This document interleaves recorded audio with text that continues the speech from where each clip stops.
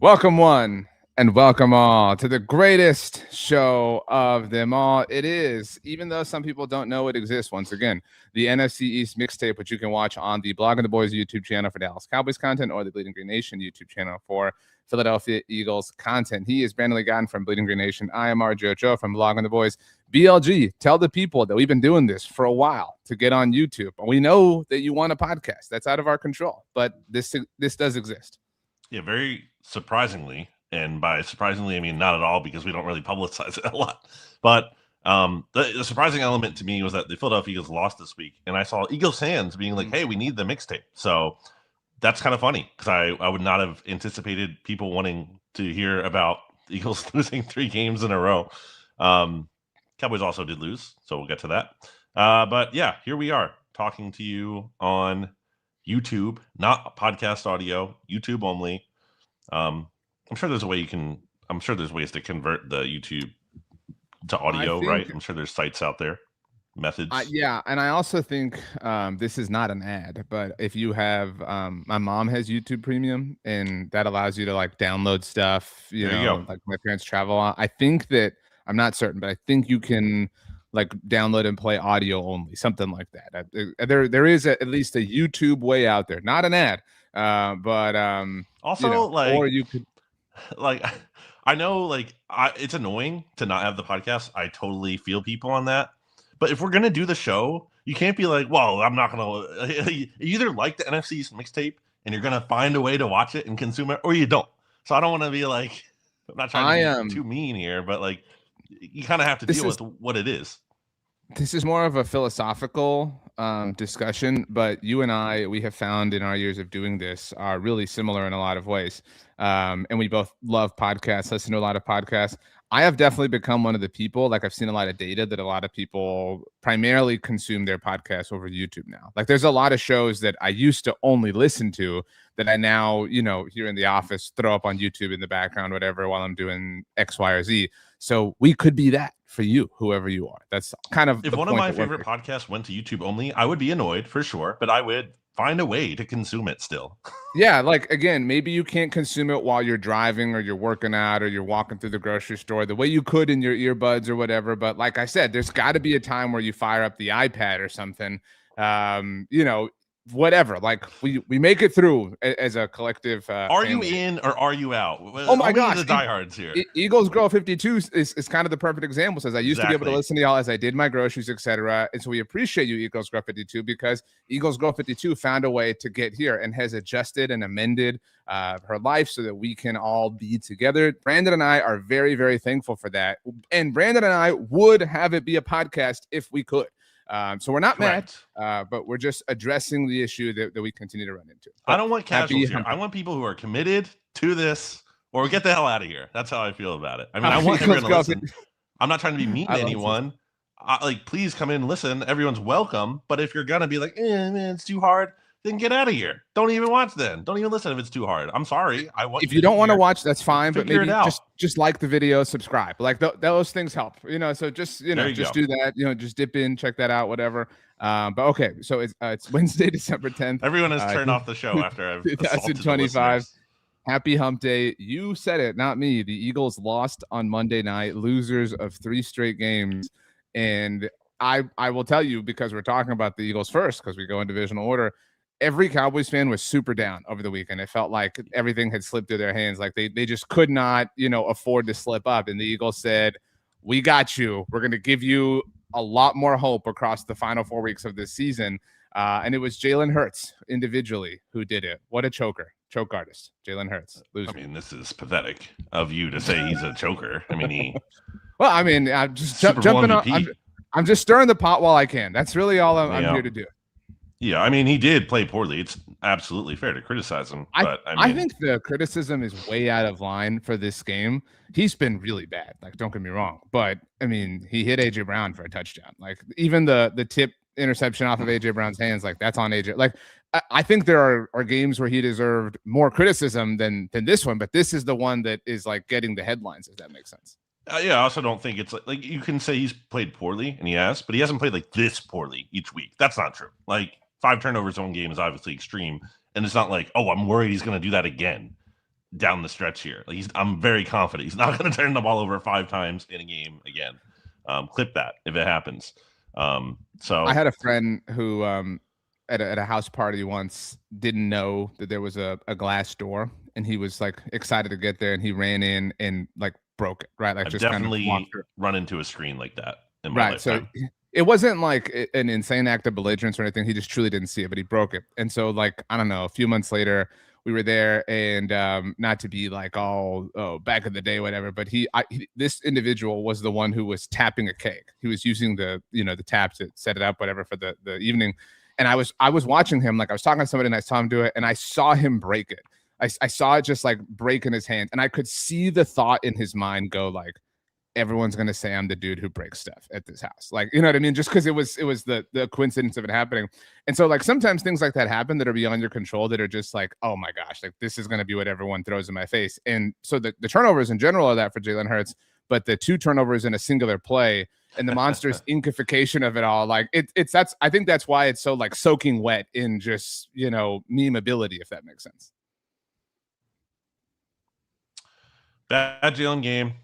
Turnovers. I mean, you just can't turn the ball over 5 times. Analysis. But yet, despite that, had he come through at the end, like that wouldn't have mattered.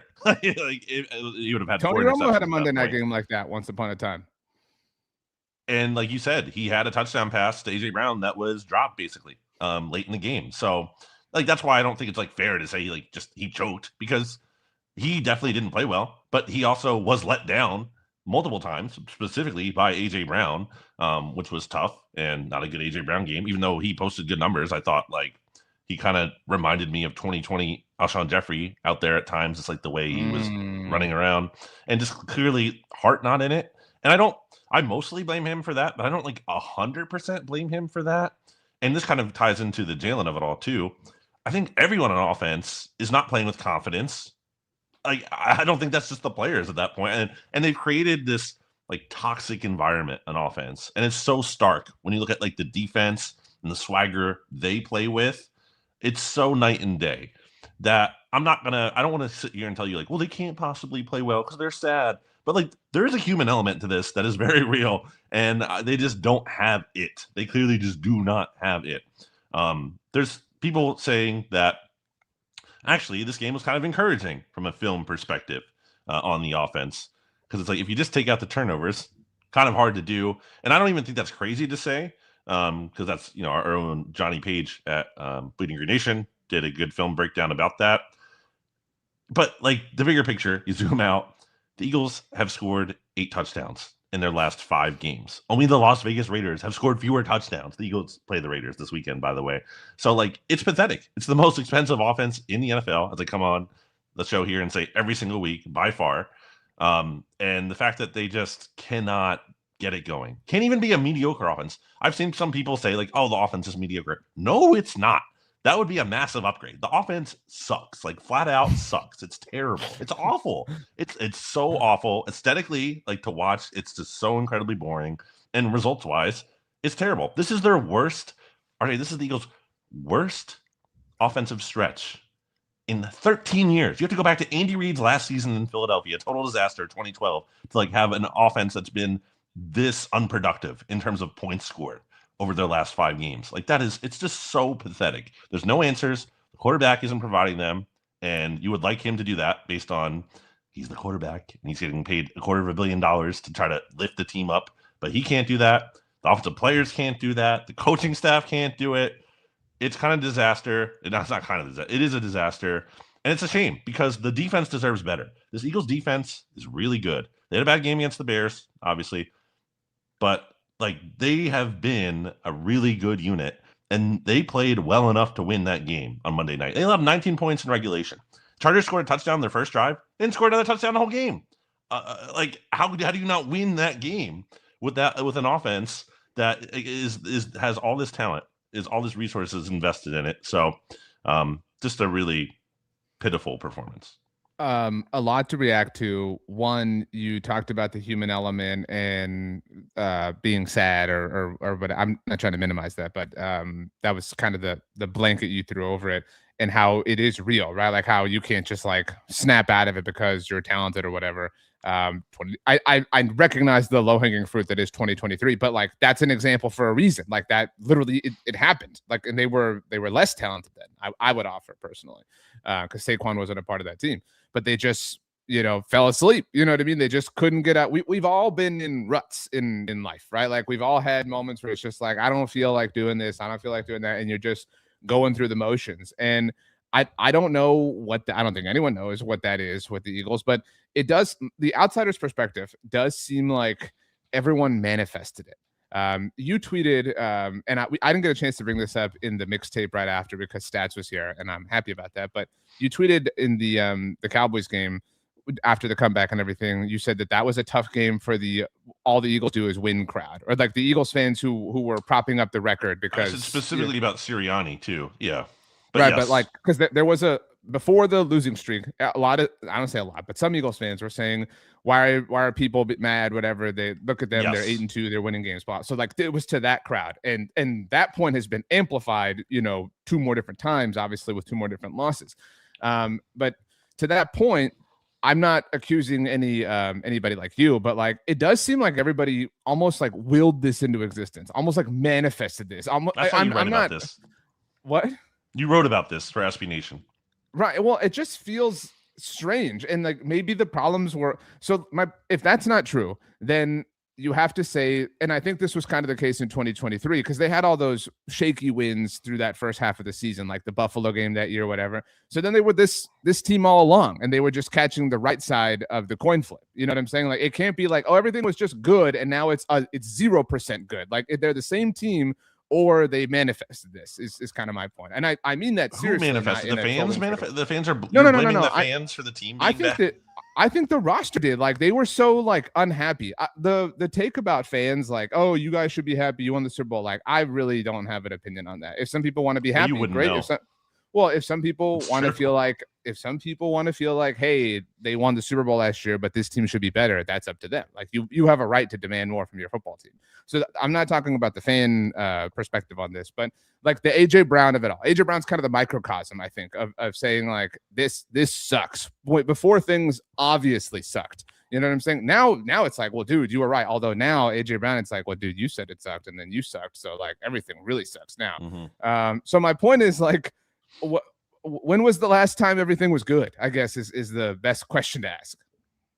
Probably when they were lifting the Lombardi Trophy. Yeah, honestly, they just haven't had joy this year. Even then, I think about the AJ Brown tweet like a week later, whatever it was, when he was like, "I've realized," and I don't think he was wrong for this, but his tweet was like, I'm paraphrasing, I've recognized that I really don't feel any different. Like, it's the grind for me. It's the journey. It's the climbing of the mountain, whatever. Like, and then there was the pissing contest between Nick Sirianni and Jalen Hurts to care less about having won the Super Bowl and being like, I've never even worn the ring. I'm just, you know what? I asked Wikipedia to take it off of my page because I want us to be like really hunting for another one, whatever. So like, my point is like, no one has ever been happy, even before it was justifiable to not feel happy the way it certainly is right now. Asked Wikipedia, as if like people can't edit that. Like, there's like someone who runs Wikipedia. I didn't know the right analogy to make. That one felt right in my mind. I mean, yeah, there's truth to that. They look joyless. They look joyless in 2023 as well, and that seemed to be a big focus going into 2024. I remember there were like stories about that heading into. That was a story at halftime of this game. I know. Nick Sirianni said that. Okay. They're playing with confidence and joy. No, they're not. Nick, what game are you watching? The defense might be. That's fair to say. I think you could say that about the defense. Can't say that about like the overall team and that mostly the offense. I don't think they manifested it. I think it's just the reality that's been. These concerns were here. I had these concerns at 8-2. I picked them to lose to the Cowboys. I thought they were going to lose that game. They did lose that game. I obviously see it going that way. But this offense has been. To me, it goes back to just coming out of the bye against the Packers. And I was so discouraged, even though they won that game. And it's a big win, like important win. But for the offense to play as poorly as they did, it was like, man, it just felt like things may have been trending in the right direction. After you beat the Vikings, Jalen Hurts has a perfect pass rating in that game. You beat the Giants, the running game gets back on track. It's like, okay, things are pointing in the right direction. You're getting healthier. Then you come out against the Packers and you look like that. And then the offense has basically sucked since then, other than the first half against the Cowboys of one of the worst defenses in the league, and then did literally nothing in the second half. It's just I just don't know where the hope is with that unit. I really don't. I know that this point's probably been made a lot, but the first place I saw it was from, speaking of YouTube, my friend Thomas Mott, who has an amazingly popular Eagles channel. Have I ever told you my history with Thomas? Thomas is the man. I've been on with him before. He's had me on his show. I won the inaugural Rock the Mic competition at what was ESPN San Antonio in 2016. Not trying to brag, but just like that happened. And Thomas won it 2 years later. And so we worked a lot together and whatnot. So I've watched his career take off and thrive, and really, really happy for him and proud of him and impressed with him. But so he was the first person I saw tweet this, that if this year is 2023 for the Cowboys, a lot of Eagles fans were saying that Monday night was equivalent to the Seahawks loss that year, which was also on Monday night. if you're going like 1 for 1. And that would make this Raiders game the Cardinals game of that year, which was, whatever, not didn't line up exactly linear. That way. Yeah, not because that year the Eagles, that Monday night game was their third loss in a row, kind of like this year. But then, as I'm sure you're aware of and everyone's aware of, they hosted the Giants that Sunday and they won, although barely, before losing to the Cardinals. But it does kind of feel that way. I obviously am scared to believe that it's going to happen, but like, how could anyone believe that it's going to turn around for the Eagles right now? I don't think it's going to turn around in a major way. I do still think they're going to win 2 games down the stretch. That's what I said before the Chargers game. I picked them to lose to the Chargers. I think the Eagles are going to win 2 of their final 5 games. I think they're going to split with Washington. I think they're going to beat the Raiders. The Raiders are terrible. Right. If the Eagles lose to the Raiders, don't play the rest of the games. That's my honest opinion on that. I'm not even like trying to be funny, doing a bit, be dramatic. I legitimately feel that way. Like if you can't beat the Las Vegas Raiders as 11.5-point favorites, like I don't even care if you cover, just win the game. Like you can't even play the final 3 games. What's to even play for at that point? So I don't know. I'm not down on the Eagles in the sense of like they can't win any of these games. I don't feel good about them, to be clear. I do think you can find positives from that game. And I don't think Jalen Hurts is going to be that bad the rest of the way. And I think the defense has a chance to be pretty good still. So again, that's why I think they're going to win 2 games and not 0 games. And they're probably going to win the NFC East, even though they shouldn't. And they don't deserve to. The odds on that, by the way, they're minus 1,000. So you'd have to put $1,000 down just to win $100, whereas the Cowboys are plus 750. Do you feel good about that? If you do, that's a great way to win $750 if you want to. I think if you're a Cowboys fan, it's a bet worth making at this point. Sure, certainly. Absolutely. But like the statistics on that are really bad. Obviously, it's telling you it's not likely to happen. So I am scrolling back in our Slack chat here. Maybe this was something you texted me, but I mean, because I agree with you, the odds are the odds. Like, and we say all the time, like, odds aren't like wholly representative of anything, but they're valuable and instructive. But like 2 weeks before Thanksgiving, I think it was a text because it's not in our Slack. You said the Eagles could win the NFC East before Thanksgiving. They could have. Well, I don't know if that's officially true, but they could have won it definitely, I think, in week 13. So you were speculating it, and then this message was almost a month ago. On Thursday, November 13th, you slacked. You said, by the way, you did say probably unrealistic scenario. I talked about on the pod. If the Eagles beat the Lions and the Cowboys, which they did beat the Lions, that was their last win, correct? Yes. Okay. And if the Cowboys lost to the Raiders, Eagles, and Chiefs, which they won all those games. They weren't going to lose to the Raiders at the very least. Right. So it was, but I don't remember what the odds are. Maybe you do off the top of your head. They were like 10,000. Like they were literally like minus 10,000 for the Eagles to win the NFC East. So like, even if the Eagles do win the NFC East, the fact that they got to this point is pretty embarrassing. Yeah, absolutely. And I think that is you touched on it a little bit earlier. It's absolutely, as more than one thing can be true, fair to say the Eagles won the Super Bowl earlier this year. 2024 was awesome. Might be the best, like most enjoyable season in Eagles history. Definitely up there, if not number 1. At the same time, it's not like, I don't think the criticism is like the Eagles aren't the best team, blowing everyone out and therefore they're a disgrace. That would be expecting too much. That's like, okay, you're getting spoiled at that point. The fact is, like, the offense shouldn't be this terrible. Like, if they're just kind of offense, then I just think like my opinion is the blame the offensive coordinator trick is so old and tired. I agree. I've said that. So it can't be just Kevin Patullo. I literally said that after game one. But then it can't then be like, oh well, Nick Sirianni sucks. And what does Nick Sirianni do? Like at some point, Jalen Hurts sucks. I mean, like at some point, Jalen Hurts is not like. And if he doesn't suck, then like, what does he do? If Lane Johnson has to be healthy and AJ Brown has to not be in his feelings and Kevin Patullo has to be competent and Nick Sirianni has to be the proper walk around guy, like what is the point of having Jalen Hurts? I'm not a Jalen Hurts stan. I'm really not. I find it's honestly, maybe it's just because I like to argue. I find myself arguing with both the people that defend him way too much and criticize him way too much. So he's not above criticism in this. He's absolutely a huge factor. And again, I will admit it's unfair. It's unfair, but like unfair in terms of like a perfect world, but fair in terms of the reality of he's the $250 million quarterback who like has to lift to raise the tide of all boats at some point, and he's not doing that. And I think that you can also say the coaching staff is not helping him enough. I think that's very fair to say. And that's obviously the place to start as well. You're not going to start with the quarterback. You're going to start with the coach. That's the place you look. And I do agree. The offensive coordinator thing is lame. What? It made sense before the offensive coordinator thing, but like it makes sense to like have that conversation, but to say it over and over and over and over again, like it can't just be that. And then but to your point, then the conversation becomes like, well, he's had like whatever it is, like 9 different offensive coordinators in a row or whatever. And I always think that's a lame conversation from a standpoint too of you can't be the fans who are like fire Kevin Patullo and then now Jalen Hurts is another offensive coordinator. Well, you just wanted that to happen. Yeah. People wanted Brian Johnson gone, so you can't like say fire Brian Johnson and then no Jalen Hurts has to deal with another offensive coordinator. Like, what do you want? Do you want the continuity? Then maybe you have to stay with someone at some point, which I think they arguably could have done with Brian Johnson. Obviously, it worked out with Kellen Moore, but I do think Brian Johnson, who played a big role in Jaden Daniels' success last year, might actually be good, but that's besides the point.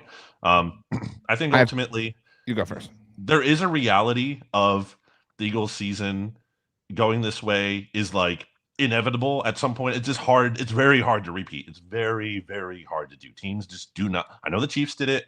They don't, but like it's the exception. It's not the norm. It is very, very hard to do. Teams like even getting back to the playoffs after winning the Super Bowl is not guaranteed. Look at the Rams when they won the Super Bowl. They didn't get back. They were terrible that next year after that. Like, it's not a guarantee. And look at the Chiefs this year. Obviously, they didn't win, but I'm saying like they're pretty disgraceful this season and have looked pretty bad. It's hard. So I think it's fair to point that out.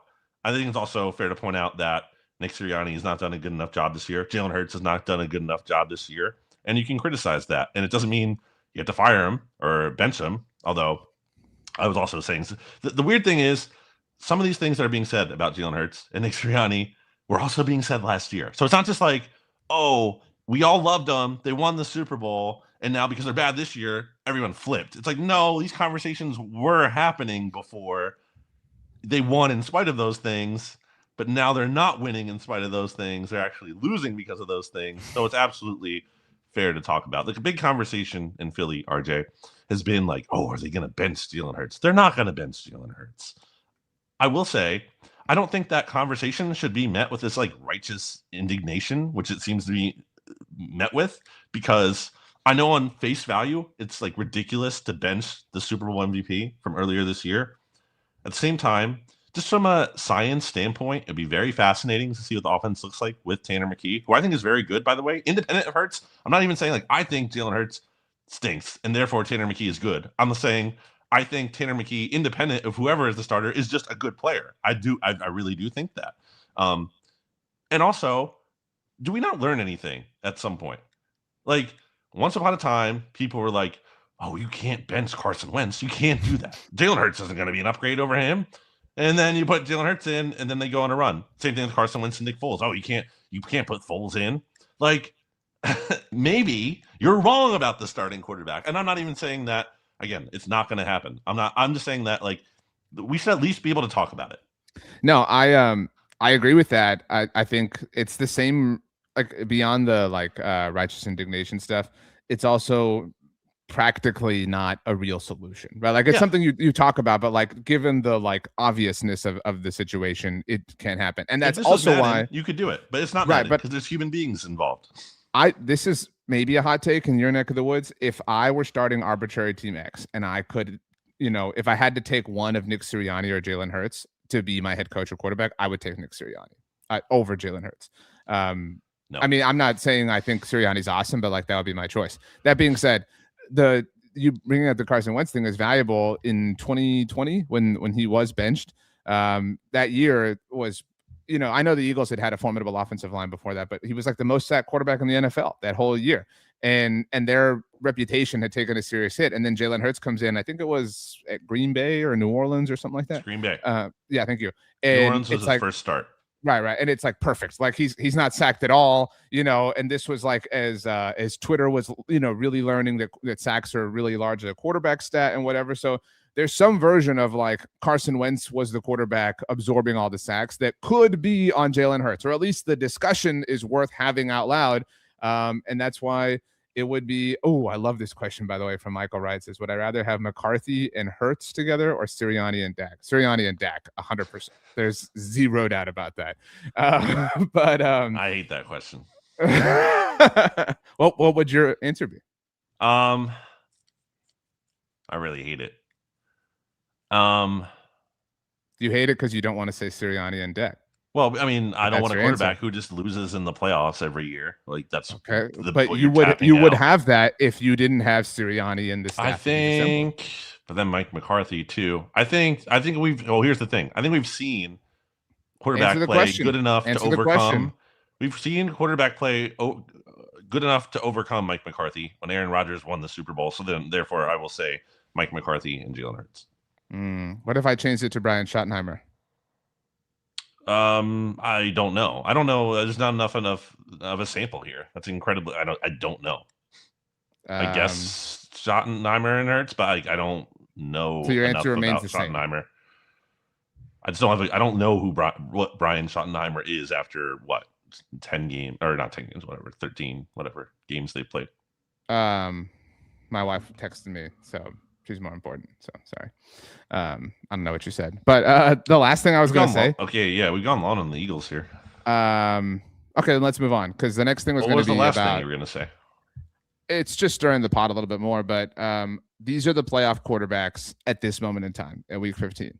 Bo Nix, Drake May, Trevor Lawrence, Aaron Rodgers, Justin Herbert, Josh Allen, CJ Stroud, Matthew Stafford, Jordan Love, non-Jalen Hurts quarterbacks, but Hurts is the 30 seed at the moment. Baker Mayfield, Sam Darnold, Brock Purdy, and Caleb Williams. I don't think there's a single one to go to our like Dak hypothetical that I would take Jalen Hurts over right now. We have some breaking news, by the way. I was going to save that too. So when we get to the next, part of the. Well, what is it about? I don't know what you're referring to. The breaking news. It's about who the Eagles might be facing. Okay. On Sunday. Yeah. Okay. Yeah. You were saying you wouldn't take Jalen Hurts over any of the AFC quarterbacks or any of the playoff quarterbacks, the other 13. The playoffs at the. I'm just saying myself. I'm just throwing it out there. Jalen Hurts is like the ultimate like Rorschach test. I think that he is penalized for and praised for the same things. Like he's a nuanceless quarterback in terms of discussion. I think this year the version of Jalen Hurts we are seeing is not like the version of Jalen Hurts we've seen in the past in terms of like one of the better things about Jalen Hurts, one of the best things about Jalen Hurts, quite frankly, is his mobility and his ability to use his legs. And there's been reporting that's like his only thing. That's not his only thing. It's his only like elite. That's his only thing. It's a big part of it. We've gone long on Jalen Hurts and the Eagles, so it's But I'm saying like two of his best things I would say are running the ball, and also he's had elite turnover avoidance and fishing for pass interference penalties. Right, you're right. I don't even think that's true because I don't think he takes enough. I wish he did that more. And he's just not really doing. I mean, he's done the turnover avoidance thing for a large stretch of the season, obviously not recently, and the mobility thing isn't there, and it seems to be in part because he doesn't want to, which is like dumb because like the Eagles need to lean into that. He needs to lean into that. So I think when you're And you can't. We had this conversation back after the Eagles won the Super Bowl. You can't discount the fact that he rises up in the playoffs in the very biggest game. Like, you can't just brush that aside. He has been amazing in 2 Super Bowls. That's not like a fun fact. That's a reality. It is a reality. I'm not in any way disputing this, and we've already gone long. So, like, let me be very clear. Jalen Hurts was exemplary in multiple Super Bowls. You could argue was the better quarterback against an all-time quarterback in both of the games that we're talking about here. He has also, people love to bring up like playoff wins and things like that. There are a lot of playoff wins he's had that are substantial. And the fact that we can even quibble about a lot in multiple different directions is representative of a career that has been highly successful. But he's also like, his first playoff win was against the Daniel Jones-led Giants. Okay. His second one was against a quarterback-less 49ers team. Like, now name his next 4. That I understand. Jordan that. Love, Stafford. I understand that. My again, there's room for nuance. He also lost to Baker Mayfield and Tom Brady, if we're including that as well. But I mean, so my point is, like, we can't just be like all 100% he does is win. And that's I think what makes the discussion frustrating, not against you, but against some people, is because, and he deserves all the credit. And when you have the Super Bowl performances he had, it makes people talk about you in the ways that people are right now because it matters that much. But at the end of the day, it's possible that you can have just a heroic run or a heroic game or whatever, and that's not who you are across the macro of your career, which seems to be the case for him. It's kind of what Joe Flacco did when he won the Super Bowl. I mean, he was on the heater in that playoff run. He is in some ways Joe Flacco. That was another comparison I saw to him, or made that I wanted to bring up, but I forgot. But man. Oh, well, let's get to the Cowboys. They lost. And see, like, Jared Goff was kind of Jalen Hurts from a reputation standpoint early on, right? Like, just a beneficiary of Sean McVay and the Rams and blah, blah, and remade himself, like proved anyone who felt that way to be incorrect about it. And good for him. He was awesome last Thursday night against the Cowboys. The Cowboys were never in that game. And it's, they came out to start the second half, and it was like a matter of, okay, if you can go down and score, maybe you can make this a ball game. And then the interception right away off the tip. And George Pickens, my goodness. Look, and stats, you know what? I love stats, but stats can piss off. After I brought stats on, he had the gall to stir the pot. Well, stats likes me more than he likes you, clearly. So he texted us. You heard some of my thoughts here, and I think the chronological nature of my opinion matters here. I was against the George Pickens trade. Nobody will support me on this more than Brandon. I was against the trade. I did not think it was wise. I did say, even though I was against it instantly, that they should get an extension done, because that is the logical thing to do when you make a trade like that for a player in the circumstances that Pickens was in.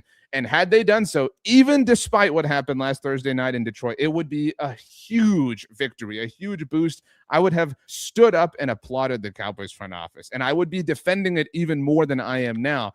But the number of people who were for the trade, who all season long were like, I told you, that's why Pickens, he's amazing, I can't wait till the extension gets done, who against the Eagles both times criticized CeeDee Lamb, who said he's a quitter, rip 88 off his back, give it to Pickens, that these people are saying Pickens sucks. See, this is exactly who he was. I didn't, believe at any point ever. I don't want them to do it. I got so many tweets from people like, just place the franchise tag on him. That would be so dumb. That forget your emotions. That would be so dumb from a process standpoint. But independent of how dumb it would be, he has more. And so many people were like, I want to see him earn it. What do you think he's doing? Like, what do you think this literally is? He's literally earning it. Was it poor?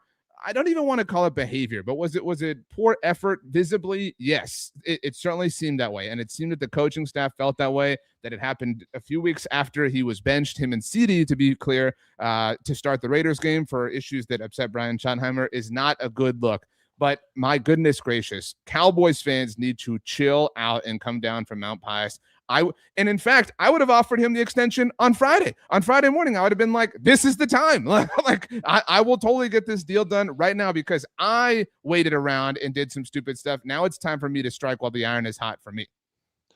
Yeah, I think people are struggling with the idea that more than one thing can be true. I think George Pickens has inarguably been a net positive for the Cowboys, But it's fair to point out the pros, which there have, again, been more of than the cons. But this was a con, and it was a major con. And I think this is exactly why the Steelers got rid of George Pickens. That doesn't mean they were right to do it. Doesn't mean they were smart. But they didn't get rid of him for, like, no reason. It wasn't like they got rid of him because, like, oh, he sucks, he can't play. That's which was my argument in the summer.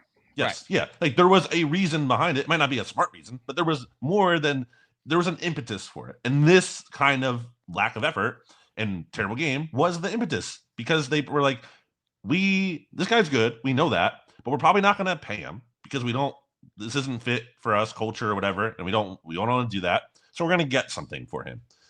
Again, you can debate the merits of that from their side, but that was like the vision going into it. And this is the downside. And this is also why, if I'm the Cowboys, I don't hand George Pickens like a blank check. I don't pay him no matter what. I am willing to give him a lot of money, to be clear, but this is why it's not just like, there has to be a walkaway number at some level. Like, if he wants to totally reset the market, be the number one wide receiver in the NFL, no, I'm not paying him that. That's not a good investment to me.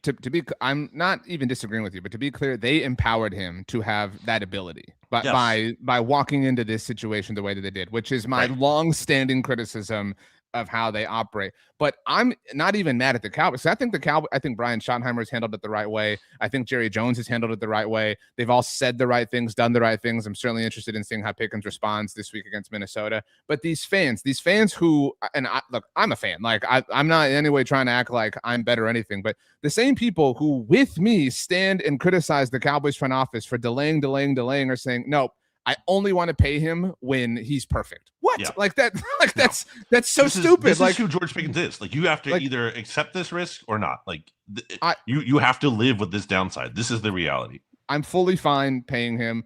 And again, the same people who criticized CD gave literally his all and was injured in this game 2 weeks after they said he sucked. I mean, it's just absurd when you really think about it. The other thing is, and I am in no way defending the Cowboys defense, and certainly not this year. I do think they've improved, although the bar for improvement was very, very, very low. But people were so quick to jump on them in this game. And look, you give up 44 points. Like, in retrospect, people are like, oh, the defense sucked. And they did suck, like, to be very clear here. But the offense dug that hole. The offense was horrible in this game and allowed things to get to a point where Detroit was just able to mount a lead that they were comfortable from punching down from the entire time. Did the offense rally in the third quarter and early on in the fourth? Sure, fine. And I give them some props for that. But they are the ones, and we've said that all season long, if the defense can just be average, which I think they were maybe a little bit worse than early on in this game, and then stabilize, that's enough for the offense. But the offense was asleep at the wheel, and you can certainly criticize Pickens for that. I don't think Dak started off too on fire. I think this was just a game, though, where the Lions wanted it more. I hate to boil it down to like simplicities like that, because I don't really believe in that, but the Lions knew their lives were on the line and they played like that. And the Cowboys home. Yeah. And I took the Lions to win. I said I need to see the Cowboys prove it on the road. The Cowboys have not been as good on the road when they are at home. The Lions have been very good at home. The Lions have bounced back after literally every single loss this year. Like, this is what the formula has been for them. So it's not like shocking to me the Lions won at all. I did interview Tyler Smith on Friday. He's a big Japanese culture fan, by the way. He was big into Digimon and Pokemon growing up. That was interesting to learn about.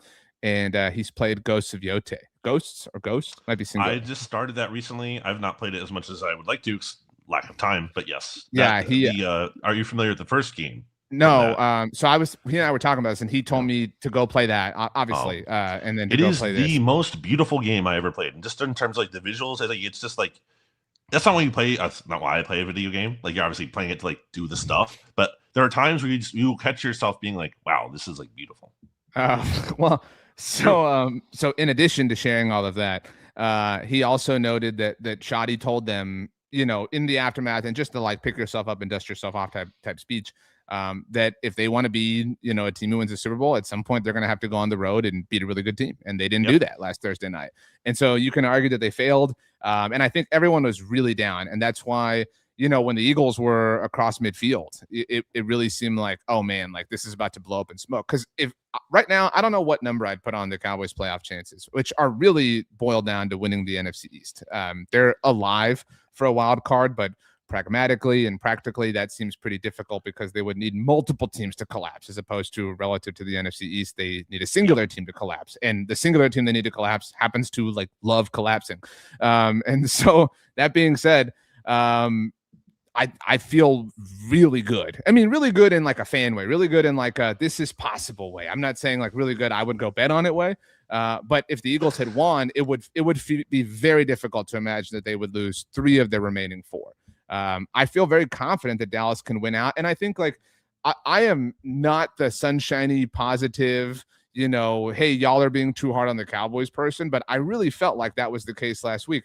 If I had told, and I don't like to do this, but if I had told anyone at the beginning of the season, dude, they're going to take 2 out of 3 between Philly, Kansas City, and Detroit, everyone would be like, that's really impressive. You know what I mean? And that happened after the start they had makes it even more impressive, I think, relative to context. I don't think they will. Do you think they will? Your connection was bad at the beginning of that. I don't know. Do you think the Cowboys will win out? Because I said I think I will. I think they can, but I don't think they will. First of all, Eagles Girl 52 we're learning about is a Chinese woman. Wow. So said that if you went to Japan, you would be even more of a giant. Well, you're 6'5", so I mean I don't know how tall that would be over there, but from a vibes standpoint. But that being said, Eagles Girl 52 was a podcast listener, now a YouTube watcher. Chinese woman and 5'1". All we need is a social security number, and we can, really make some hay around here. But are we ready to spin forward? Like, do we have any Commanders notes? I mean, they got blasted by the Vikings. Commanders were officially eliminated from the playoffs. I think that's relevant, at least from my perspective, for the Eagles because they play the Commanders twice here in the final. In the final 3 games, still 4 games left, and obviously they play the Cowboys still. So there was a scenario where the Commanders play the Cowboys, not the Eagles. Just to clarify, right? Commanders still play the Cowboys. There was a scenario where they beat Minnesota and they're not officially eliminated yet, so not like they're likely to make the playoffs, but they still kind of be going all out. And you're already seeing it this week, I think, in part because they have been eliminated. That they're not going to risk it with Jaden Daniels, and they shouldn't. I said that last week. They shouldn't be playing. There's no point of playing Jaden Daniels. They took a lot of heat for that after the crazy interception that Jaden threw, and then where you got blasted on the return. That's the other thing. Here's a crazy. Sorry to cut you off, but the other part of that to me is it's not like you have Ben DiNucci out there playing for Ben DiNucci, but it's not even like you have a quarterback out there who's such a joke that you obviously can't play because you're going to lose the respect of every other player on the team. Mariota's been playing pretty good. Just put him out there because you're not even you're still competitive with him. There's every reason to put him out there instead of Jaden Daniels. He obviously he's probably playing better than Jaden Daniels right now, honestly. So, Cam Scatterboo's walking around for the Giants, posted on his Instagram story. He was walking into the facility, so great to see. But that's kind of it. Also, before we spin ahead, that's going to take up. I think it's relevant to note that the Giants right now currently have the number 1 pick. We'll see, if that holds. But that's interesting because they're probably going to trade it. I would guess if they kept it if they end up being number 1. Traded in town. I saw the Field Yates ESPN mock draft. With that possibility today. Traded for Mike Tomlin. I don't think they're going to draft a quarterback. I do think it's worth asking the question if they should. I think Jackson Dart has an interesting future in terms of his ability, but the health thing is a real thing for me. That's a real question. And also the idea of they're going to have a new head coach, maybe a new GM. It would just kind of be nice to finally get that all on the same page. I don't know. Let's be clear. I don't know enough about the quarterbacks in this year's draft to have a strong stance on if they should take that's better than Jackson Dart. But if there is, I wouldn't just automatically say, oh, we have Dart. We're not even. It shouldn't be off the table that they wouldn't even consider drafting a quarterback. They should absolutely be on the table for them if the right player would be there. The trade you're talking about, or the mock you're talking about, was Field Yates's that came out today, and he did have the Giants trading with the Jets, trading the number 1 overall pick to the Jets. The Jets have a lot of draft capital, obviously, in the aftermath of all their trades, and it was so that the Jets could take a quarterback, and it was Fernando Mendoza from Indiana, who may or may not win the Heisman. I mean, but so that's the time of year we're at, where there's a lot that hasn't been evaluated and whatever. So, okay, so let's spin forward here. Also, before we fully spin forward, I have only seen the first episode of the NFC East Hard Knocks. I have not seen the second that came out on Tuesday. It's good. Good so far. I haven't watched them. It was very funny to me. I don't know if I had this take already, but going into last week, people were like, "Oh my god, it's all captured. What's going to be revealed? Nothing's going to be revealed. When is something interesting revealed? on Hard Knocks. I saw that Nick took a lot of heat for like a placard on his desk. He should have do epic stuff. Yeah. And people are so quick to compare him to Kendall Roy. I recognize that was very Kendall Roy-ish. Like, you're feeding the stereotype at a certain point is my point, Nick. But if you believe in that motto, that creed, it's up to you. Okay. So week 15. I think, though, our spin forward obviously involves week 15. And all due respect to the Giants and Commanders, they're only relevant for this discussion in terms of being opponents that the Cowboys and Eagles are playing. So I think, and I'm curious if you agree, I asked my friend Jimmy this, not Kempsky. The Cowboys' magic number, to go back to some parlance that you were using, is 6, and the Eagles is 3. So the Eagles need 3 things between their own wins or Cowboys losses, and the Cowboys need 6 things between their own wins and Eagles losses to win the NFC East either way. So from a Cowboys side of things, I feel confident, and just I think we can put these at, like, we can say they're going to beat the Giants and Commanders and Vikings. I think we're willing to say, like, we could debate, we could quibble, but like I think those 3 I'm willing to put in the, like, that's probably going to happen bucket. My framing, the way I look at it, is I think they're going to lose. The Cowboys are either going to lose the Vikings or the Chargers game, but probably not both. Okay, so then you kind of agree with me for the point of my discussion. So this would take us, the Chargers game would be like the point of like true debate for the Cowboys. I think the Eagles are very clearly going to beat the Raiders. And I would offer, I think the Eagles are going to clearly lose to the Bills. Like those, again, I'm willing to put these into like, probably, but somehow this team is weird and they watch them. Okay, but again, I'm putting these 5 games, Cowboys against the Vikings, Commanders, and Giants, and the Eagles beating the Raiders but losing to the Bills in the bucket of like chalk, right? It's also possible that game doesn't mean a lot to the Bills. I think they're going to probably play their starters, but it's not impossible it wouldn't be a meaningless game for them. It's not. It's the penultimate week of the regular season. It's really difficult to be fully locked at, you could still be jockeying for wild. I think it's unlikely, to be clear, but I don't think it's impossible. They play the Patriots on Sunday this week, so that could go a long way. We were actually debating including that in our rooting guide or not. But that, and also they could be jockeying if they leapfrog them for the number 1 seed or whatever. Mm-hmm. But that being said, so we agree, those 5 things, the chalk bucket. That takes us to 3 things that would have to go the Cowboys' way, and only one of them would have to go the Eagles' way. Or no, 2 of them would have to go the Eagles' way. Sorry. But Cowboys, Chargers, and the 2 Eagles, Commanders games. And so you think the Cowboys are going to lose in this hypothetical to the Chargers because you think they're going to beat the Vikings. I don't know that I'm willing to believe the Eagles are going to split with the Commanders. That's a really common sentiment. I just don't. They're going to get swept, or you think they're no. I think it's way more likely. I think it's most likely they sweep and then split and then get swept. I don't think there's any way they're getting swept. But I just have I feel confident that the Eagles will lose to the Bills. I mean, I think the most practical second loss would be against Washington, whichever way. But I don't think that that's going to happen. Obviously, if they lost to the Raiders, that opens up like everything. But I mean, I just don't, as much as I want it to happen, particularly enjoyable for me and particularly great for content for us is for the Eagles to beat the Raiders and Commanders and then lose the Bills game. And for the Cowboys to win out in that process. So for us to go into week 18 with Dallas needing a win and an Eagles loss and Philly needing a win for the division, that would be entertaining. I hope the Cowboys win out in a scenario where they do not win the division, because I hope they get like the 18th pick, which is the worst pick you can get in terms of. They currently, this will make you happy, have the 15th pick, and the Packers pick, because they keep winning, is 28th, which stinks. I want the Cowboys to win out and not make the playoffs. That is my personal hope. I'm imagining a world where the Eagles beat the Packers in the playoffs and Cowboys fans cope themselves into saying that this was actually better because it improved. I mean, that would be, because they're probably not going to, let's be real, I don't think the Eagles are going to win the game after that. So you're going to play what, Rams or Seahawks or something. So that probably actually would be true. I think that is fair to say.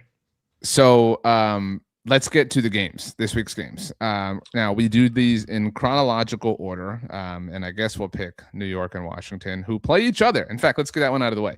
The Giants are 2.5-point home favorites against the Commanders. The Marcus Mariota led, as Chris Collinsworth said, Marcus Mariota. Like, it's impossible for me to take the Eagles to cover from a standpoint of the offense. We're doing Giants and Commanders first. Great job listening to the whole conversation. Well, I'm looking at my screen here, and the Eagles game is ahead of that game, so I was assuming it was chronologically. I know, but I was trying to build anticipation. anticipation. Let's go to the okay, so 2.5.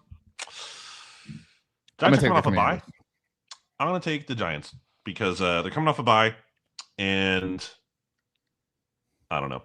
I really don't. I'm gonna take the Commanders because the Giants Zach Ertz now. The Giants currently hold the number 1 overall pick. You can't play with that fire. Yeah, I don't know. I mean, I don't feel great about it, but I don't know. So, okay, fine. We're split. This was the game that you mentioned the breaking news about. So the Eagles are 11.5-point home favorites against the Raiders. And there was a question in the chat earlier about this. It does appear, according to reports, that it will be Kenny Pickett in this game, in all likelihood, not Geno Smith. I think a lot of people would say it's actually better news for the Raiders. I think you would say.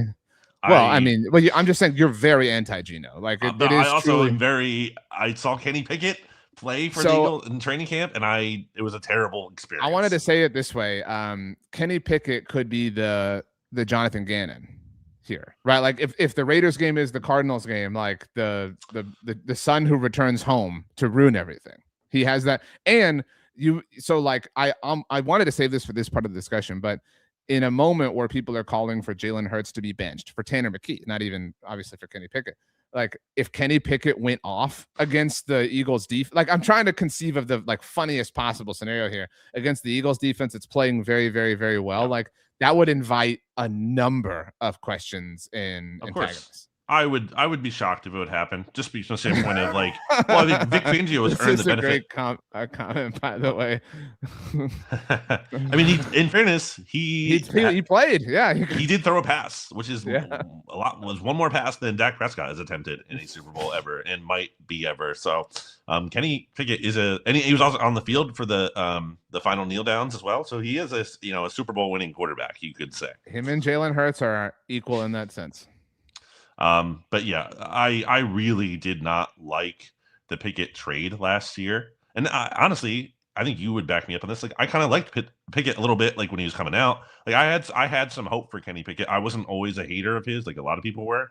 But I watched a lot of those games for whatever reason. I think it was the 2023 season because the Eagles were on they played 3 1:00 games that year. So they were never on at 1:00, and the Steelers were always on here in Pennsylvania. Well, the Eagles and Steelers used to be one team. That's true. The Eagles. So, and Kenny Pickett went to Pitt, and they share a facility with the Steelers. There you go. It's pretty cool. I watched a lot of those Steelers games, and I was like, man, the Kenny Pickett experience is pretty dreadful here. And then I was like, I didn't like the Eagles trading for him because it was blocking Tanner McKee, who I talked about earlier, who I just like independently of Jalen Hurts or anything.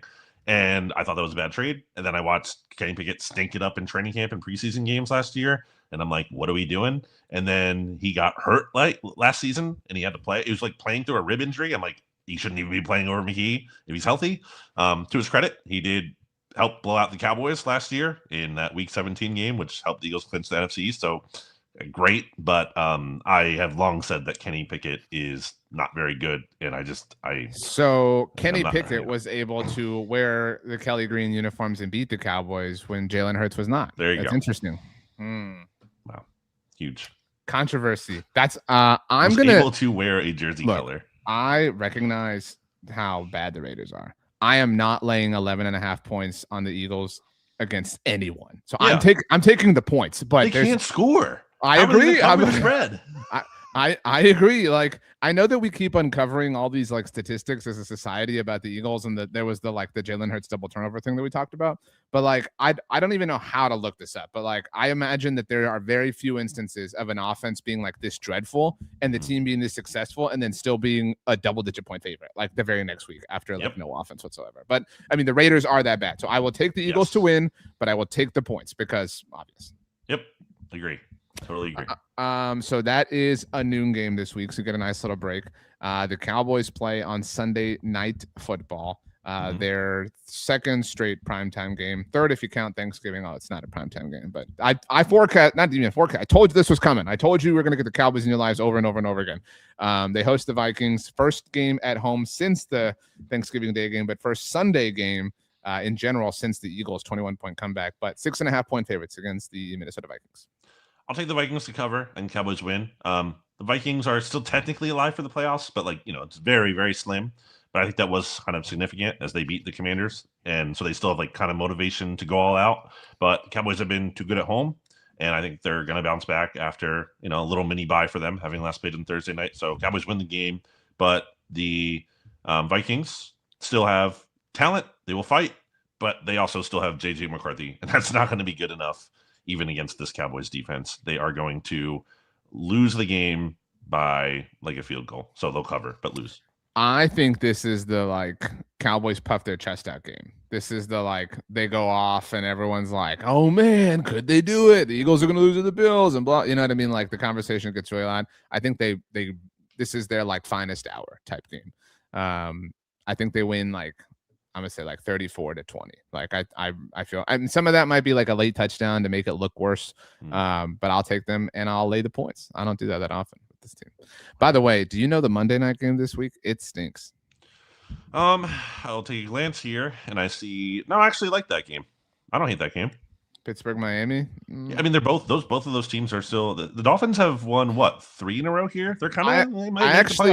I meant to say this a moment ago. 2026 Philadelphia Eagles offensive coordinator Mike McDaniel. Like it feels inevitable in my mind. There's people who, I mean, that's probably been brought up. There's people who've been like that wouldn't happen because Vic Fangio and him didn't seem to get along well. But I don't know that's necessarily even true. And it's different. It'd also be a different dynamic. It's not like Mike McDaniel is Vic Fangio's boss. Well, and then the Eagles can trade for Tua, and he can take over for Jalen Hurts. Jalen Hurts. Oh wow!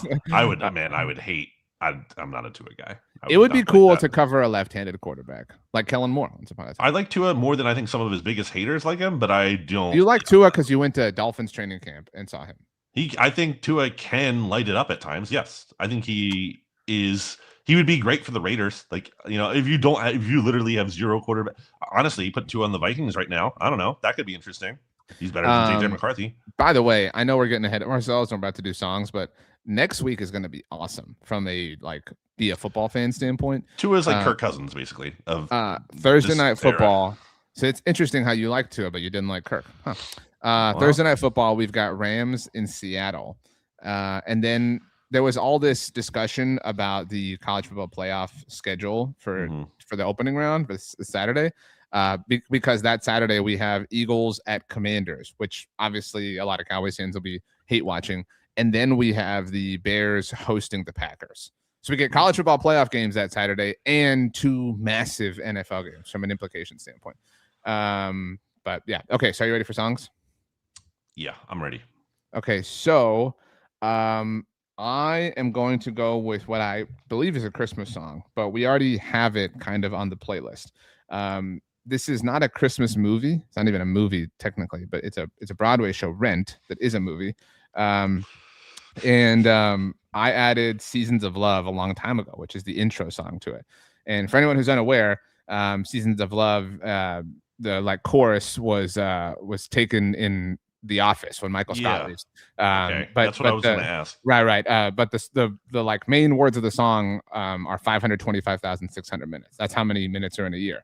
And so Seasons of Love kind of is like the whole production takes place over the course of a year, and shows like the highs and lows of this group of friends' experiences. But as the second act begins of the play and in the movie, there's a version where they sing, obviously, whether you measure the year in cups of coffee, in laughter, and things like that. So it's the same tune, same melody, but I'm putting it's the technical name is Seasons of Love B. Is what's on the playlist. You mentioned the just like what you said there about like the cup measuring whatever cups of coffee, whatever you have in here.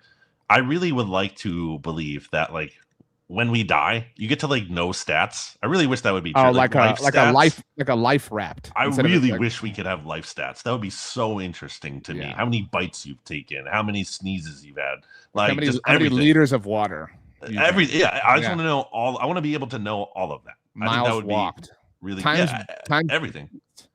I think that would movies watched. All of it. Pizza's eaten.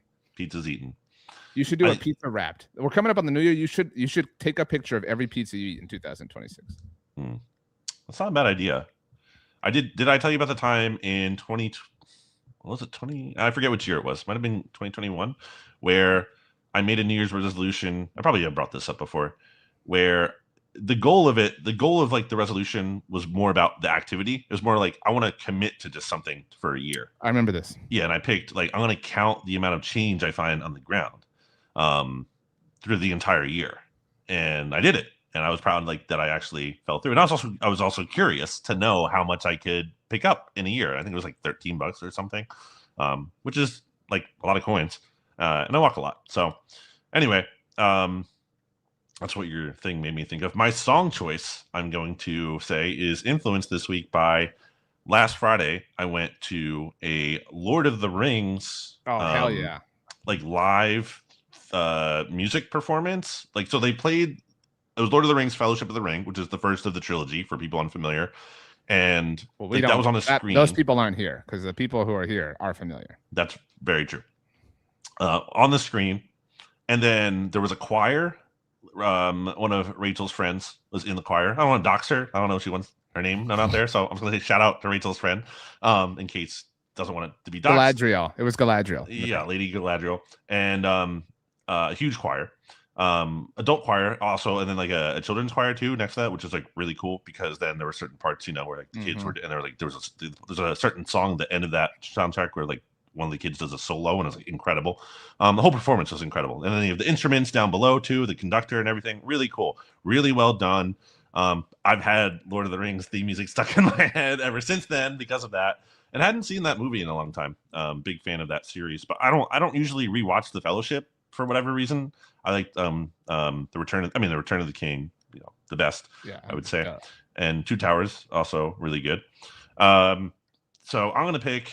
I was trying to think like what song do I pick from this, because you could go with the one that's like the the basic Lord of the Rings song, I guess you could call it, the most ubiquitous note. But I'm gonna go with like the more dramatic and kind of like scary song from when in the first movie they're on Weathertop where the ring wraiths are coming after them. Yeah. It's like that very dramatic. That's a pretty cool song. That's actually called A Knife in the Dark. It's by Howard Shore, at least on Apple Music, from the Lord of the Rings soundtrack there, the Fellowship of the Ring. So how cool. Yeah, really good song.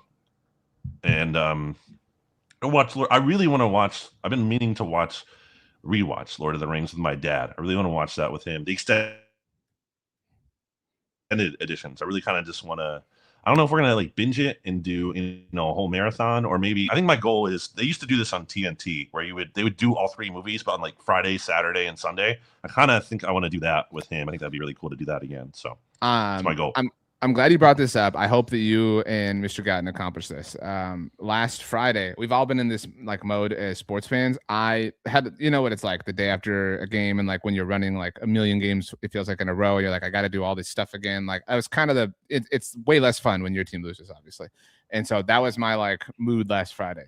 And I didn't want any sports on. Like I didn't want any talk shows or anything like that. So I was like, and then I had a Christmas movie on for like 10 minutes. And I was like, I'm just not feeling this. And shout out to David Chancellor, who is on television in San Antonio. I did some radio with him a long time ago. He was the first person that ever told me that he felt the Harry Potter movies were Christmas movies. And so I was like, you know what? I put on Sorcerer's Stone. And I thought to myself, I need to, like, throughout the season, watch all of them and the Lord of the Rings movies. Those are like, I don't know why they feel like Christmas movies, but they do. I could certainly, if I were you after that experience, I would always associate it with Christmas now. I think Lord of the Rings movies are Christmas movies. Yeah. There's something to it. Like, I don't know. Chance's logic was that when he thinks Christmas, he thinks magic. Now, Lord of the Rings. There's something too to like having time, right? Like you need it's a time of the year where you probably have some time to kill relative to other times. And you're staying inside. So you're not like, it's not like the summer where you're going out and doing something. Like you're inside, you have time. So therefore, and also you want to put something on that, like, I don't know if you're experimenting with a new movie as much as you want to throw on something you're going to enjoy. Yeah. Have you watched Rings of Power? I have. Yes. Okay. Good for you. And it was kind of tough because it came out right around when House of the Dragon did. Yeah. If I'm not mistaken. And like the first season, because there have been two now. Right? Yes. And it was kind of like, I just want to watch more House of the Dragon. So it was kind of tough because I think if it came out at a different time for me personally, I would have like been more intrigued to watch it, but it was okay. I mean, I'm gonna watch them the rest of them, I guess, if there's more. But I don't feel like they're can't miss. But I wouldn't like tell people you have to watch it. My last thing, and then we can leave, is that Lord of the Rings is responsible for one of my favorite gifts that you can use. Like I use it a lot, and it's King Aragorn. You have my sword. Like I love you. I love any reason to say that to someone. Like, you have my sword. You have my sword and my bow and my axe. Yeah. It was funny, by the way, watching that movie with other people, because like at certain moments there were like when Boromir says like one does not simply walk into Mordor. Even Rachel, who has never seen these movies, like she knew that meme. So like, and everyone's laughing at that point. So it is kind of funny to I guess watch a movie a rewatch. So that's a experience I guess I haven't really had a lot now that I think about, like rewatching a well-known movie with other people as opposed to like going to the theater and seeing it for the first time. So I guess that's an element too. Just everyone knowing the beats and like clapping at certain points too. Like not even just because of the music, but because like something heroic happened, and then like everyone's like yeah, or like Gandalf comes on screen, and it's like yeah, like people get really excited for certain beats of the movie. Wow! Shout out to Gandalf. Also got a shout out. I mean, I was thinking about it. Is like Gandalf one of the coolest? I think he is. I think he. If you ask me, like who's like one of the coolest fictional characters ever? Does anyone not like Gandalf? I think I don't think so, right? That point is proven, and this whole thing has become like an ad for HBO Max because the Lord of the Rings movies are there, and Hard Knocks is there, and Friends is there. I don't know, your knowledge base of Friends is not as expansive as mine. Just being literal here. Rachel's a big Friends person, but I mean, her name's Rachel, so that makes sense. But in season 4, Ross and Chandler are referring to a friend they've had, and this guy, like their friend, like anytime he's in town, like it's always like an epic night, and they call him Gandalf because he's like he creates magic, magical nights for them, whatever. And so Joey's like, what the hell is that? Like, what? They're like, Gandalf, the magical wizard from The Hobbit, and he's like, I don't know what that is. It's like, my point is though, like even in the mid-90s, someone like made Gandalf synonymous with cool. To your point, like there's no one who thinks he's anything other than very, very. It's not just that he's like not bad. He's cool. He's super duper cool. But this is like one of the things you talk about with the inverse of like when it's rare in the NFL when everyone's just like can agree on one thing. Like Urban Meyer, everyone's like, this is gonna be a disaster. No one was like, actually, Urban Meyer's really gonna work out. I mean, I'm sure you could find like a person who's very fringe extreme, and I'm sure they might have been Ohio State fans or whatever. But most people, almost unanimous approval rating. I think Gandalf has a unanimous approval rating. I don't think I've ever seen a person who's like, actually, Gandalf's kind of lame, or he's fine. Everyone loves him. Those people aren't anywhere because they suck. Also, Eagles Grow 52 was, I think we kind of understand it. Yeah, sorry, I kind of went long there. Just to reiterate that, if that wasn't clear, A Knife in the Dark, Howard Shore. That is the credit on Apple Music. And it is in the Fellowship of the Ring, as far as the movies are concerned. Okay, well, we covered a lot of ground today. If Rent is on HBO Max, this really was an ad for them, an unintended one. Good show today. Good audience participation too. That's right. Brandon, as we leave, it is the NFC least with all 3 teams losing. Yeah. As we leave, if Jalen Hurts were a member of the Lord of the Rings entire fellowship, who would he be and why? Actually, who would Jalen Hurts be and who would Dak Prescott be? So you cover both sides. Well, I mean, Dak Prescott's like after the ring he can never get. So I guess that's him. He's Gollum. Gollum had the ring. What are you talking about? Like for someone who seems to have an expansive but he's like trying to chase after it and he never actually truly has it, That wouldn't, again, I would offer like he's kind of like dancing around it. The answer would be like Legolas, like someone who has no affiliation with the ring, to go with your line of thought here. I think, desperate. Gollum, I guess Gollum never had the ring, but Smeagol did have the ring. That is true. But I said Gollum, and I did not say Smeagol. I know. By the way, Legolas, we agree. As I buy more time, going to be on Sports Radio 94 WIP tonight. So somehow, if you're listening to this live, or if you're watching the replay before 6 p.m. Eastern on Wednesday, December 10th, although they podcast it too, so I guess you could check that there too. But 6 to 8, I'm going to be on with Elliott Shore Parks.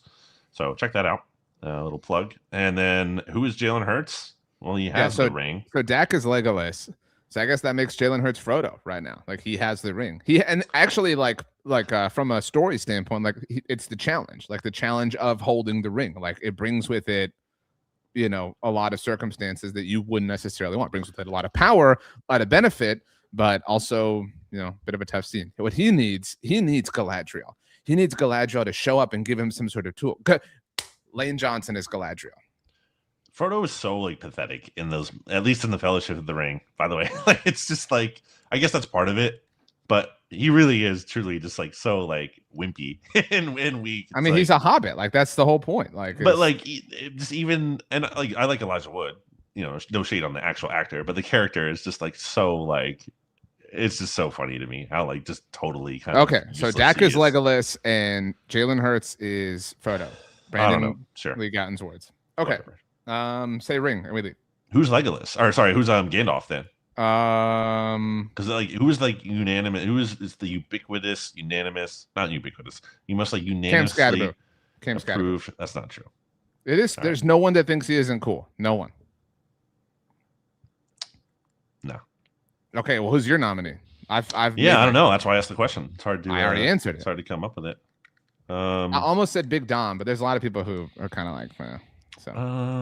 Is there an NFL player who everyone just loves? This is the NFC East mixtape, Brandon. Yeah. Brian Dawkins.